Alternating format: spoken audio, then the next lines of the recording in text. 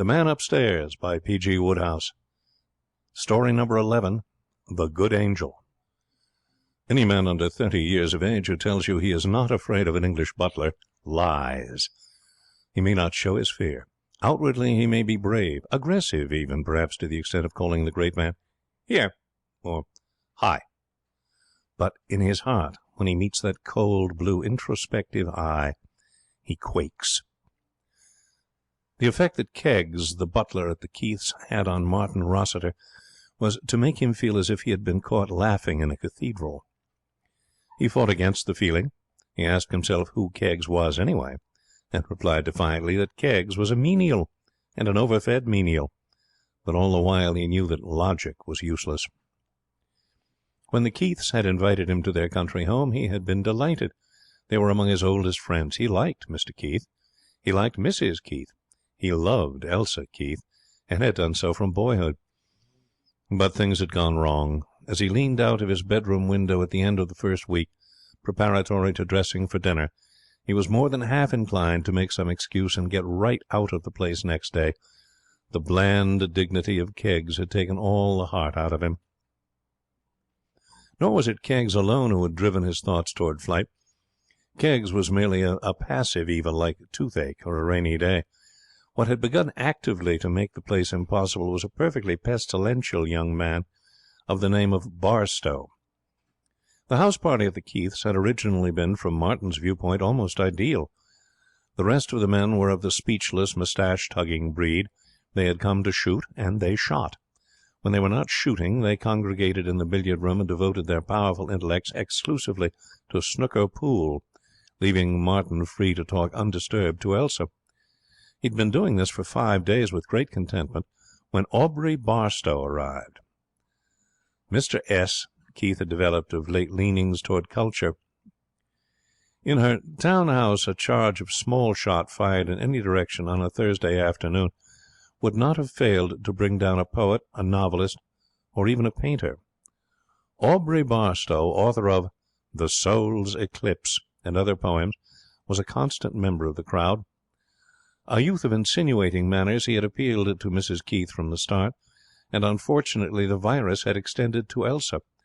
Many a pleasant, sunshiny Thursday afternoon had been poisoned for Martin by the sight of Aubrey and Elsa together on a distant settee, matching temperaments. The rest is too painful. It was a rout. The poet did not shoot, so that when Martin returned of an evening his rival was about 5 hours of soul-to-soul talk up, and only 2 to play. And those 2, the after-dinner hours, which had once been the hours for which Martin had lived, were pure torture. So engrossed was he with his thoughts that the first intimation he had that he was not alone in the room was a genteel cough. Behind him, holding a small can, was Keggs. "Your 'ot water, sir?" said the butler austerely, but not unkindly. Keggs was a man, one must use that word, though it seems grossly inadequate, of medium height, pigeon-toed at the base, bulgy halfway up, and bald at the apex. His manner was restrained and dignified, his voice soft and grave. But it was his eye that quelled Martin, that cold blue, dukes have treated me as an elder brother eye. He fixed it upon him now as he added, placing the can on the floor, "It is Frederick's duty, but tonight I undertook it." Martin had no answer. He was dazed. Keggs had spoken with the proud humility of an emperor compelled by misfortune to shine shoes. "Might I have a word with you, sir?" Yes, of course," stammered Martin. "Won't you take it? Yes, certainly." "It is perhaps a liberty," began Keggs. He paused and raked Martin with the eye that had rested on dining dukes. "Not at all," said Martin hurriedly. "I should like," went on Keggs, bowing, "to speak to you on a somewhat intimate subject. Miss Elsa." Martin's eyes and mouth opened slowly. "You are going the wrong way to work, if you will allow me to say so, sir." Martin's jaw dropped another inch. "What? "Women, sir," proceeded Keggs, "young ladies, are peculiar. I have had, if I may say so, certain opportunities of observing their ways. Miss Elsa reminds me in some respects of Lady Angelica Frindall, of whom I had the honour of knowing when I was butler to her father, Lord Stockley. Her ladyship was inclined to be romantic. She was fond of poetry, like Miss Elsa. She would sit by the hour, sir, listening to young Mr. Knox reading Tennyson, which was no part of his duties, he being employed by his lordship to teach Lord Bertie Latin and Greek and what not. You may have noticed, sir, that a young lady is often took by Tennyson, especially in the summer-time. Mr. Barstow was reading Tennyson to Miss Elsa in the hall when I passed through just now. The Princess, if I am not mistaken. I don't know what the thing was, groaned Martin. She seemed to be enjoying it. Lady Angelica was greatly addicted to The Princess. Young Mr. Fox was reading portions of that poem to her when his lordship come upon them. Most rashly, his lordship made a public expose and packed Mr. Knox off next day. It was not my place to volunteer advice, but I could have told him what would happen. 2 days later, her ladyship slips away to London early in the morning, and they're married at a registry office. And that's why I say that you're going the wrong way to work with Miss Elsa, sir. With certain types of high-spirited young lady, opposition is useless. Now, when Mr. Barstow's reading to Miss Elsa on the occasion to which I have alluded, you were sitting by trying to engage her attention. It's not that way, sir. You should leave them alone together. Let her see so much of him and nobody else but him that she will grow tired of him. Fondness for poetry, sir, is very much like the whisky habit. You can't cure a man who has got that by opposition. Now, if you'll permit me to offer a word of advice, sir, I say, let Miss Elsa have all the poetry she wants. Martin was conscious of one coherent feeling at the conclusion of this address, and that was one of amazed gratitude. A lesser man who had entered his room and begun to discuss his private affairs would have had reason to retire with some speed, but that Keggs should descend from his pedestal and interest himself in such lowly matters was a different thing altogether. "I'm very much obliged," he was stammering when the butler raised a deprecatory hand. "My interest in the matter," he said smoothly, "is not entirely altruistic. For some years back, in fact, since Miss Elsa came out, we have had a matrimonial sweepstakes in the servants' hall at each house party. The names of the gentlemen in the party are placed in a hat and drawn in due course. Should Miss Elsa become engaged to any member of the party, the pool goes to the drawer of his name. Should no engagement occur, the money remains in my charge, at least until the following year, when it's added to the new pool. Hitherto I have had the misfortune to draw nothing but married gentlemen, but on this occasion I have secured you, sir. And may I tell you, sir," he added with stately courtesy, "that, in the opinion of the servants all, your chances are highly fancied, very highly. The pool has now reached considerable proportions, and having had certain losses on the turf very recent, I am extremely anxious to win it. So I thought, if I might take the liberty, sir, I would place my knowledge of the sex at your disposal. You will find it sound in every respect. That is all. Thank you, sir." "Don't thank me, sir," said the butler indulgently. "I ask no thanks. We're working together for a common object, and any little help I can provide is given freely." "You old scoundrel!" shouted Martin, his wrath prevailing even against that blue eye. "You have the insolence to come to me and try—" He stopped. The thought of these hounds, these demons, coolly gossiping and speculating below stairs about Elsa, making her the subject of little sporting flutters to relieve the monotony of country life, choked him. "I shall tell Mr. Keith," he said.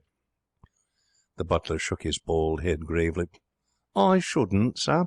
It's a highly fantastic story, and I don't think he'd believe it." "Then I'll get out." Keggs bowed deferentially. If you wish it, sir," he said, "I shall withdraw. If I may make the suggestion, sir, I think you should commence to dress. Dinner will be served in a few minutes. Thank you, sir." Keggs passed softly out of the room. It was more as a demonstration of defiance against Keggs than because he really hoped that anything would come of it that Martin approached Elsa next morning after breakfast.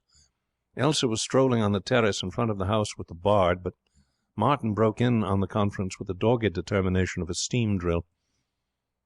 "Coming out with the guns today, Elsa?" he said. She raised her eyes. There was an absent look in them.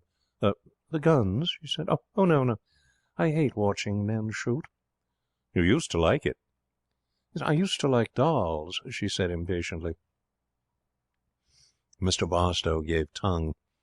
He was a slim, tall, sickeningly beautiful young man with large, dark eyes full of expression. "We develop," he said. "The years go by and we develop. Our souls expand, timidly at first, like little half-fledged birds stealing out from the—" "I don't know that I'm so set on shooting today myself," Martin said. "Will you come round the links?" "I'm going out in the motor with Mr. Barstow," said Elsa. "The motor?" cried Mr. Barstow. "Ah, Rossiter, that is the very poetry of motion. I never ride in a motor car without those words of Shakespeare's ringing in my mind. I'll put a girdle round about the earth in 40 minutes. "Well, I shouldn't give way to that sort of thing if I were you," said Martin. "The police are pretty down on road hogging in these parts." "Mr. Barstow was speaking figuratively," said Elsa, with disdain. "Oh, was he?" grunted Martin, whose sorrows were tending to make him every day more like a sulky schoolboy. "I'm afraid I haven't got a poetic soul." "Yes, I'm afraid you haven't," said Elsa. There was a brief silence. A bird made itself heard in a neighbouring tree. "The moan of doves in immemorial elms," quoted Mr. Barstow softly. "Only it happens to be a crow on a beech," said Martin as the bird flew out. Elsa's chin tilted itself in scorn. Martin turned on his heel and walked away. "It's the wrong way, sir. It's the wrong way," said a voice. "I was observing you from a window, sir. It's Lady Angelica all over again. Her position is useless, believe me, sir." Martin faced round, flushed and wrathful. The butler went on, unmoved. "Miss Elsa is going for a ride in the car today, sir." "I know that." "Uncommonly tricky things, these motor cars. I was saying so to Roberts, the chauffeur, just as soon as I heard Miss Elsa was going out with Mr. Barstow. I said, 'Roberts, these cars is tricky. Break down when you're 20 miles from anywhere as soon as you look at you.' Roberts," I said, slipping him a sovereign, "how awful it would be if that car should break down 20 miles from anywhere today." Martin stared. "You bribed Roberts to—" "Sir, I gave Roberts the sovereign because I'm sorry for him. He's a poor man and has a wife and a family to support." "Very well," said Martin sternly. "I shall go and warn Miss Keith." "Warn her, sir?" "I shall tell her that you have bribed Roberts to make the car break down so that—" Keggs shook his head. "I fear she would hardly credit the statement, sir. She might even think that you were trying to keep her from going for your own personal ends." "I believe you are the devil," said Martin. "I hope you'll come to look on me, sir," said Keggs unctuously, "as your good angel." Martin shot abominably that day, and, coming home in the evening, gloomy and savage, went straight to his room, and did not reappear till dinner time. Elsa had been taken in by one of the moustache tuggers. Martin found himself seated on her other side. It was so pleasant to be near her and to feel that the bard was away at the other end of the table that for the moment his spirits revived. "Well, how did you like the ride?" he asked with a smile. "Did you put that girdle round the world?" She looked at him once. The next moment he had an uninterrupted view of her shoulder and heard the sound of her voice as she prattled gaily to the man on her other side. His heart gave a sudden bound. He understood now. The demon butler had had his wicked way. Good heavens! She had thought he was taunting her. He must explain at once. He said, "Hock or sherry, sir?" He looked up into Keggs' expressionless eyes. The butler was wearing his on-duty mask. There was no sign of triumph in his face. Oh, sherry. I mean hock. No, sherry. Neither." This was awful. He must put this right. "Elsa," he said. She was engrossed in a conversation with her neighbour. From down the table, in a sudden lull in the talk, came the voice of Mr. Barstow. He seemed to be in the middle of a narrative. "Fortunately," he was saying, "I had with me a volume of Shelley, and of my own little efforts I had read Miss Keith the whole of the latter and much of the former before the chauffeur announced that it was once more possible." "Elsa," said the wretched man, "I had no idea. You don't think—" She turned to him. "I beg your pardon?" "I swear I didn't. I forgot. She wrinkled her forehead. "I'm really afraid I don't understand." "About the car breaking down." "The car? Oh, yes. It broke down. We were delayed quite a little while. Mr. Barstow read me some of his poems. It was perfectly lovely. I was quite sorry when Roberts told us we could go on again. But do you really mean to tell me, Mr. Lambert, that you—" And once more the world became all shoulder. When the men trailed into the presence of the ladies for that brief séance in which etiquette insisted before permitting the stampede to the billiard room, Elsa was not to be seen. "Elsa?" said Mrs. Keith, in answer to Martin's question. "Oh, she's gone to bed. The poor child has a headache. I'm afraid she had a tiring day." There was an early morning start for the guns, and as Elsa did not appear at breakfast, Martin had to leave without seeing her. His shooting was even worse than it had been on the previous day. It was not until late in the evening that the party returned to the house. Martin, on the way to his room, met Mrs. Keith on the stairs. She appeared somewhat agitated. Oh, Martin," Mrs. Keith said, "I'm so glad you're back. Have you seen anything of Elsa?" "Elsa? Wasn't she with the guns?" "With the guns?" said Martin, puzzled. "No." "I've seen nothing of her all day. I'm getting worried. I can't think what can have happened to her. Are you sure she wasn't with the guns?" "Absolutely certain. Didn't she come in for lunch?" "No, Tom," she said as Mr. Keith came up. "I'm so worried about Elsa. I haven't seen her all day. I thought she must have been out with the guns." Mr. Keith was a man who had built up a large fortune mainly by consistently refusing to allow anything to agitate him. He carried this policy into private life. "Wasn't she in at lunch?" he asked placidly. "I tell you I haven't seen her all day. She breakfasted in her room." "Late?" "Yes, she was tired, poor girl." "Well, if she breakfasted late," said Mr. Keith, "she wouldn't need any lunch. She's gone for a stroll somewhere." "Would you put back dinner, do you think?" inquired Mrs. Keith anxiously. "I am not good at riddles," said Mr. Keith comfortably, "but I can answer that one. I would not put back dinner. I would not put back dinner for the king." Elsa did not come back for dinner. Nor was hers the only vacant place. Mr. Barstow had also vanished. Even Mr. Keith's calm was momentarily ruffled by this discovery.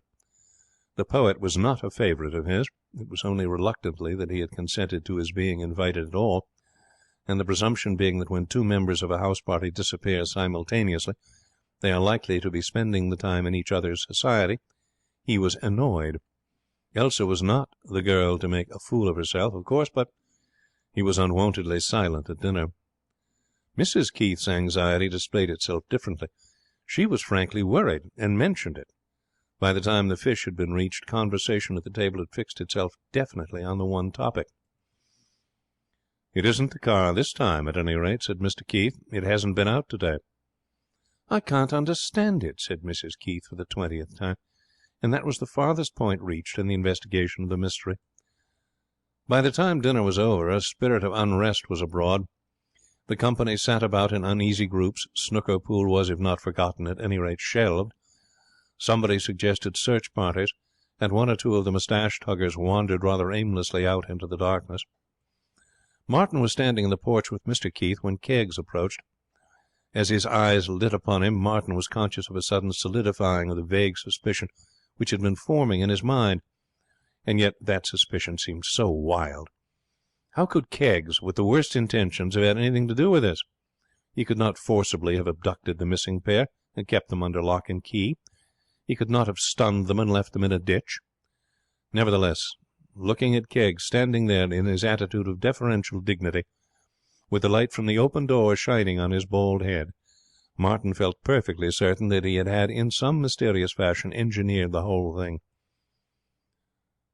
"Might I have a word, sir, if you are at leisure?" "Well, Keggs?" "Miss Elsa, sir?" "Yes." Keggs' voice took on a sympathetic softness.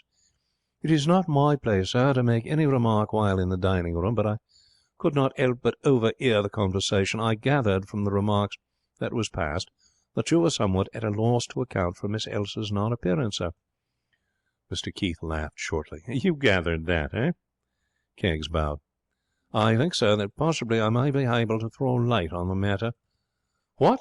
cried Mr. Keith. "Great Scott, man! Then why didn't you say so at the time? Where is she?"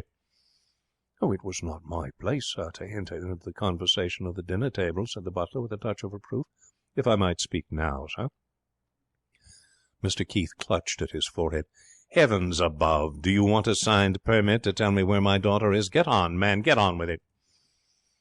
I think it highly possible, sir, that Mrs. Elsa and Mr. Barstow may be on the Highland in the lake, sir.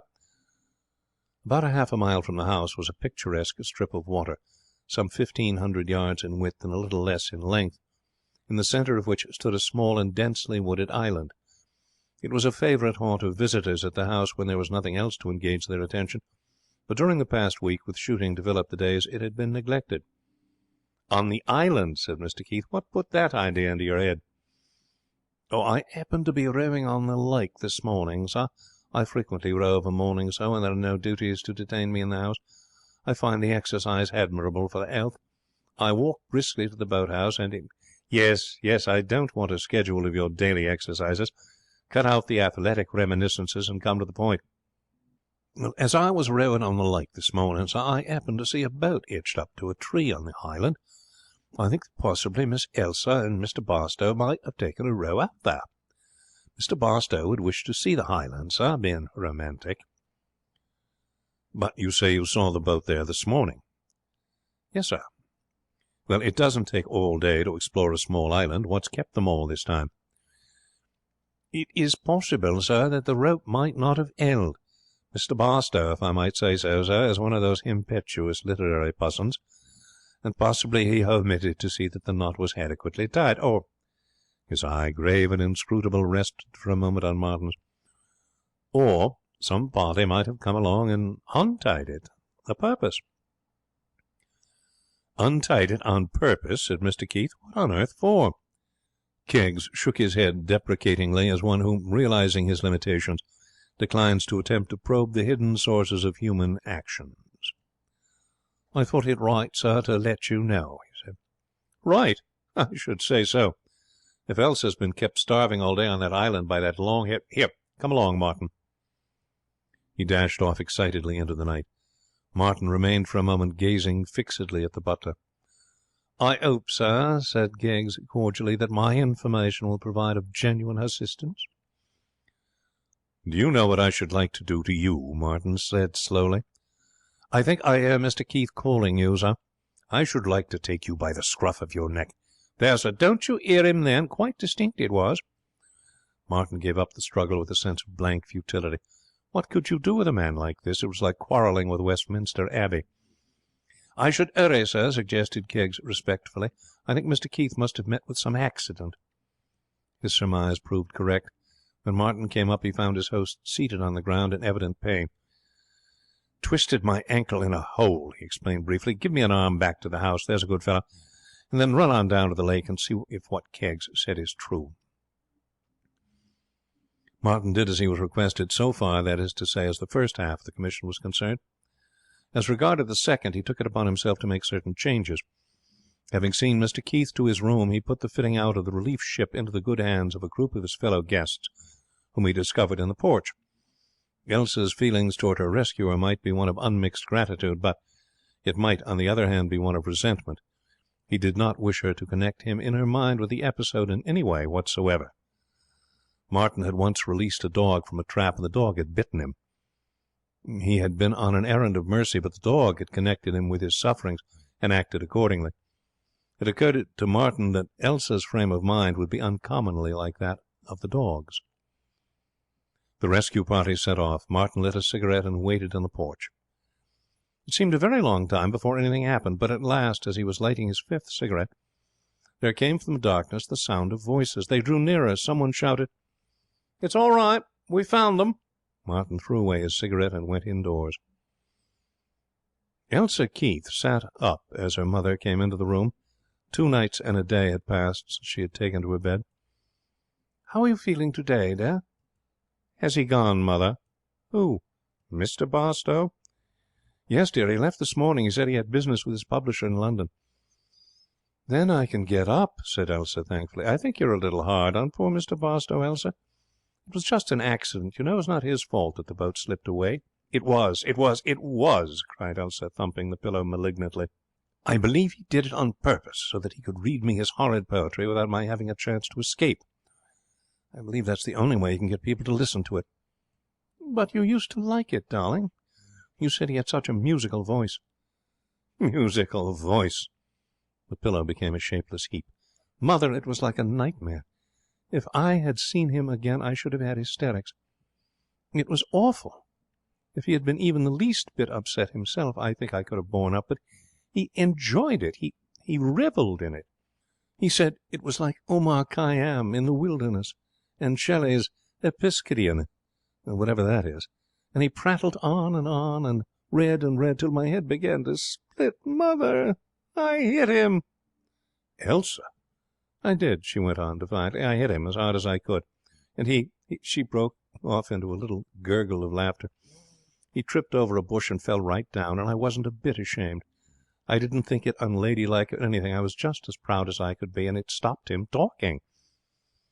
But, Elsa, dear, why? The sun had just gone down, and it was a lovely sunset, and the sky looked like a great, beautiful slice of underdone beef. And I said so to him, and he said sniffily that he was afraid he didn't see the resemblance. And I asked him if he wasn't starving, and he said no, because as a rule all that he needed was a little ripe fruit. And that was when I hit him. Elsa! Oh, I know it was awfully wrong, but I just had to. And now I'll get up. It looks lovely out. Martin had not gone out with the guns that day. Mrs. Keith had assured him that there was nothing wrong with Elsa, that she was only tired, but he was anxious, and had remained at home where bulletins could reach him. As he was returning from a stroll in the grounds, he heard his name called and saw Elsa lying in the hammock under the trees near the terrace. "Why, Martin, why aren't you out with the guns?" she said. "I wanted to be on the spot so that I could hear how you were." "Oh, how nice of you. Why don't you sit down? May I?" Elsa fluttered the pages of her magazine. "You know, you're a very restful person, Martin. You're so big and outdoory. How would you like to read to me for a while? I feel so lazy." Martin took the magazine. "What shall I read? Oh, here's a poem by..." Elsa shuddered. "Oh, please, no. I couldn't bear it. I'll tell you what I should love. The advertisements. There's one about sardines. I started it, and it seems splendid. It's at the back somewhere." "Oh, is this it? Langley and Field sardines?" "That's it." Martin began to read. "Langley and Field sardines. When you want the daintiest, most delicious sardines, go to your grocer and say, 'Langley and Fields, please.' You will then be sure of having the finest Norwegian smoked sardines, packed in the purest olive oil." Elsa was sitting with her eyes closed and a soft smile of pleasure curving her mouth. "Go on," she said dreamily. "Nothing nicer," resumed Martin, with an added touch of eloquence as the theme began to develop. "For breakfast, lunch, or supper, probably your grocer stocks them. Ask him. If he does not, write to us. Price 5 pence per tin. The best sardines and the best oil." "Isn't it lovely?" she murmured. Her hand, as it swung, touched his. He held it. She opened her eyes. "Don't stop reading," she said. "I never heard anything so soothing." "Elsa." He bent toward her. She smiled at him. Her eyes were dancing. "Elsa, I..." "Mr. Keith," said a quiet voice, "desired me to say..." Martin started away. He glared up furiously. Gazing down upon them stood Keggs. The butler's face was shining with a gentle benevolence. "Mr. Keith desired me to say that he would be glad if Miss Elsa would come and sit with him for a while." "Oh, I'll come at once," said Elsa, stepping from the hammock. The butler bowed respectfully and turned away. They stood watching him as he moved across the terrace. "What a saintly old man Keggs looks," said Elsa. "Don't you think so? He looks as if he had never even thought of doing anything he shouldn't. I wonder if he ever has." "Yes," said Martin. "I wonder." "He looks like a stout angel. What were you saying, Martin, when he came up?"